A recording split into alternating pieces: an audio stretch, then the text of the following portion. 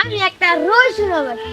এই বুদা এটা রোজ ওটা ভাই, এটা দাম হচ্ছে আনোয়ারা ফাইভ।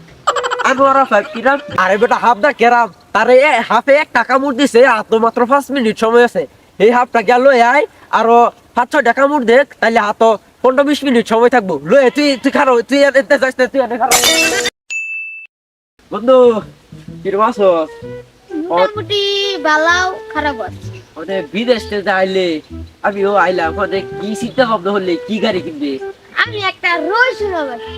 এই বুদা এটা রোড ওটা ভাই, এটা দাম হচ্ছে আনোয়ারা ফাইভ। আনোয়ারা ফাইভ কিরাম? বিএমডব্লিউর মতো টান দেব, ঠিক আছে? যে আমরা যাই এরকম ধুলাবালি পুরা এলাই, ঠিক আছে? কি আইতেছে?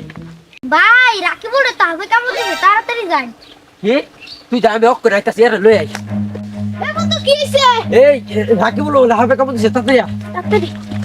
কি হইছে কি হইছে? কি হইছে বন্ধু, কি হইছে?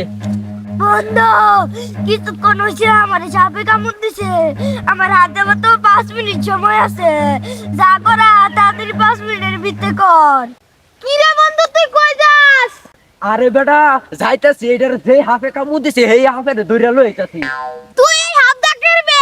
আরে বেটা হাফ দা কেরাম, তারে হাফে 1 টাকা মুড় দিছে, আর তো মাত্র 5 মিনিট সময় আছে।